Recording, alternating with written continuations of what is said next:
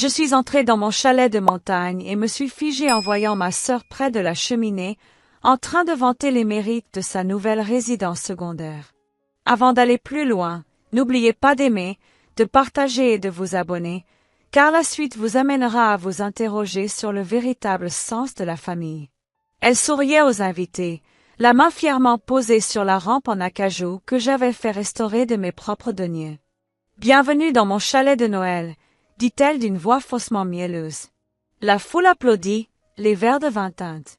Personne ne me remarqua, plantée dans l'embrasure de la porte, retenant la neige de ma veste et m'efforçant de ne pas crier.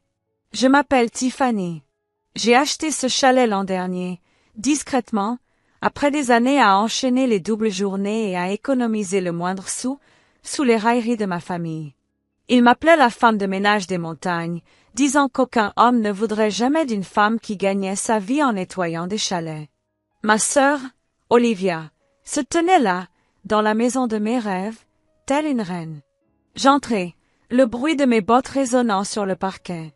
L'air était imprégné d'un mélange de cannelle et de trahison. Ma mère m'a aperçu la première, son sourire se figeant.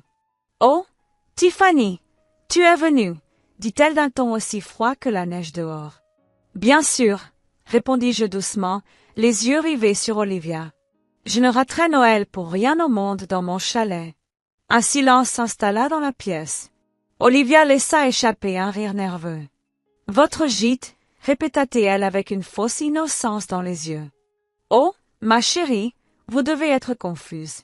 J'ai acheté cet endroit il y a des mois. » J'ai incliné la tête, retenant un sourire. « C'est ce que tu leur as dit. » Son visage a pâli un instant avant qu'elle ne se détourne, agitant la main comme si je n'étais qu'une cousine éloignée arrivée à l'improviste. « Ne gâchons pas l'ambiance des fêtes, » a-t-elle dit. « Tous ensemble, trinquons au nouveau départ. » J'ai haussé un sourcil. « Bien sûr, » ai-je dit doucement en fouillant dans la poche de mon manteau. « Trinquons à la vérité. » Le bruit d'un verre brisé résonna dans la pièce tandis que tous les regards se tournaient vers moi.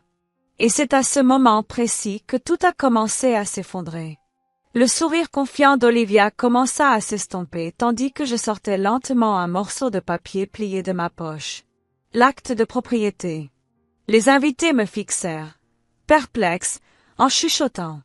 Le regard de ma mère oscillait entre nous, ses mains tremblant autour de son verre de champagne. Olivia esquissa un rire forcé. « Oh, s'il te plaît, Tiffany, ne te ridiculise pas. Tu crois vraiment que quelqu'un va te croire ?» Je l'ai regardé droit dans les yeux. Ils n'ont pas à me croire. Ils n'ont qu'à le lire. Son mari, Jason, s'avança, d'un ton sec. « C'est ridicule. Olivia nous a dit qu'elle avait tout payé.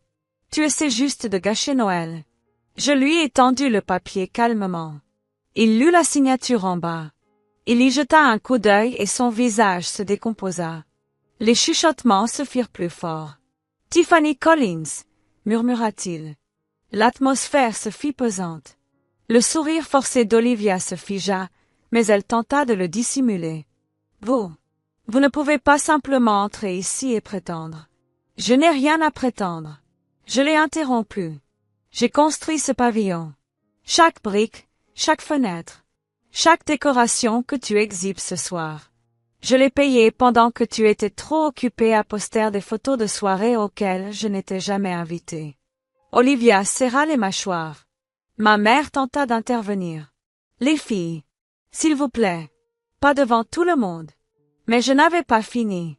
Vous avez tous ri quand j'ai dit que j'économisais pour un grand projet. Vous m'avez dit que je rêvais. Vous avez dit que les rêves ne payaient pas les factures. Devinez quoi? Cette illusion vaut maintenant 2 millions de dollars. La foule retint son souffle. Une amie d'Olivia murmura. Attends, elle est propriétaire. Les mains d'Olivia tremblaient, mais elle esquissa un sourire forcé. Même si c'est vrai, Tiffany, tu ne le méritais pas. Tu as juste eu de la chance. J'ai balayé la pièce du regard, d'une voix calme et cinglante. La chance ne s'est pas levée à 5 heures du matin pour nettoyer les cabanes pendant que vous dormiez jusqu'à midi. La chance ne s'est pas nourrie de nouilles instantanées pendant 5 ans. J'ai mérité chaque centimètre carré de ce lodge. La pièce était silencieuse, hormis le crépitement du feu de cheminée. Pour la première fois, Olivia se sentit petite, acculée. Puis elle sourit de nouveau, un éclair dangereux dans les yeux. Vous croyez que c'est fini? Vous n'imaginez pas ce que j'ai trouvé à l'étage. La foule retint son souffle. Mon cœur a raté un battement. Que veux-tu dire? Ai-je demandé. Elle a souri d'un air narquois. Oh, Tiffany, tu aurais vraiment dû fermer ton bureau à clé. J'en ai eu froid dans le dos. À l'étage? Dans mon bureau? Le seul endroit de tout le lodge où personne, absolument personne, n'était censé entrer. Les invités se tournèrent vers moi, perplexes. Olivia esquissa un sourire doux, mais son regard était venimeux. « Oh, ne soyez pas si surpris, » dit-elle. « J'étais simplement curieux. Tu as laissé ton ordinateur déverrouillé. » Mon cœur s'est emballé. Elle ne l'a pas fait. C'était impossible. Je ne savais pas que ma petite sœur menait une activité parallèle aussi intéressante, poursuivit-elle d'une voix suffisamment forte pour que tout le monde l'entende. On dirait que quelqu'un s'est fait un paquet d'argent. En secret. La foule recommença à chuchoter. Quelqu'un a poussé un cri d'effroi. De quoi parle-t-elle? J'ai serré les poings. Olivia, quoi que tu penses avoir vu? Oh, j'en ai assez vu, m'a-t-elle interrompu en sortant son téléphone. Dois-je montrer les emails à tout le monde? Les contrats? Tu croyais vraiment pouvoir nous cacher des millions? Des murmures parcoururent la pièce. Ma mère semblait abasourdie. Tiffany! Des millions! Je fixais Olivia, le cœur battant la chamade. Elle pensait m'avoir coincé. Elle pensait me démasquer avant que je ne puisse révéler ses mensonges. Mais elle ignorait une chose, ces contrats qu'elle avait trouvés n'étaient pas une affaire secrète. C'étaient mes documents d'investissement. Des documents qui prouvaient non seulement mes revenus, mais aussi qui finançaient sa fausse start-up de mode. J'ai fait un pas en avant, la voix assurée. Tu as fouillé dans mes affaires pour trouver des choses compromettantes sur moi? Elle a souri d'un air narquois. Je remets les pendules à l'heure, ma sœur. Tu m'as humiliée devant tout le monde. Il est normal qu'il sache qui tu es vraiment. J'ai souri. Lentement, délibérément, froidement. Tu as raison. Il mérite de connaître la vérité. Son sourire narquois s'estompa. Quelle vérité? La vérité, c'est que votre start-up existe grâce à moi. Les exclamations autour de nous redoublèrent. Jason semblait perplexe. De quoi parle-t-elle, Olivia? Je replongeai la main dans ma poche et en sortis une petite clé USB. Chaque centime que tu as utilisé pour lancer ton entreprise, dis-je, provient d'une investisseuse que tu n'as jamais rencontrée, car elle ne voulait pas que tu le saches. Les yeux d'Olivia s'écarquillèrent. Tu mens. J'ai incliné la tête, esquissant un sourire. Vraiment. L'écran au-dessus de la cheminée a vacillé lorsque j'ai branché le disque dur sur le port du téléviseur. La pièce s'obscurcit. Puis, un à un, les fichiers apparurent. Des virements bancaires. Messages. Signatures. Et chacun d'eux portait un nom en bas. À moi. Le visage d'Olivia devint d'une blancheur cadavérique. L'écran luisait dans la pénombre, reflétant sa panique à mesure que chaque document révélait une nouvelle facette de la vérité. La foule se rapprocha, murmurant de plus en plus fort à chaque phrase prononcée. Ses soi-disant investisseurs. Mon argent. Son associé. Ma société écran. Jason resta bouche bée. Tu veux dire? Tiffany a tout financé? La boutique? Le site web? Absolument tout? J'ai hoché la tête lentement. Jusqu'au dernier centime. Je croyais en ton rêve, Olivia. Je ne pensais pas que tu en ferais un mensonge. Sa voix se brisa, le désespoir s'insinuant en elle. Tu m'as piégé. J'ai fait un pas de plus. Non. Je t'ai sauvé. J'ai veillé à ce que vos factures soient payées même lorsque vous avez atteint le plafond de vos cartes. J'ai payé le loyer quand vous n'en aviez pas les moyens. Mais au lieu de gratitude, vous avez utilisé mon gîte, mon argent et ma réputation. Et tu as fait comme si tout appartenait. Les invités semblaient maintenant mal à l'aise. Une femme murmura. Elle a utilisé sa propre sœur? Les larmes montèrent aux yeux d'Olivia. Mais elle tenta de minimiser la situation. Vous ne comprenez pas. Tu as toujours voulu me rabaisser. Non, ai-je répondu fermement. Je voulais te voir te tenir droit. Mais tu avais bâti ta confiance sur des mensonges. Et ce soir, elle s'est finalement effondrée. Un silence pesant s'en est suivi. Seul le crépitement du feu résonnait en arrière-plan. Puis, comme par magie, le directeur du lodge entra, un dossier à la main. « Mademoiselle Collins », dit-il en me faisant un signe de tête. « Voici les documents de propriété mis à jour que vous avez demandés. La banque a officiellement transféré le titre de propriété. L'assurance est à votre nom uniquement. » Les lèvres d'Olivia s'entr'ouvrirent, tremblantes. « Vous avez changé de propriétaire? » « Correction, dis-je doucement. Je l'ai protégé. Je savais que tu tenterais quelque chose. » Un silence complet s'abattit sur la foule. Olivia me fixait, tremblante. « Tu as planifié ça? » J'ai esquissé un sourire. « Non, Olivia. Tu as planifié ta propre chute.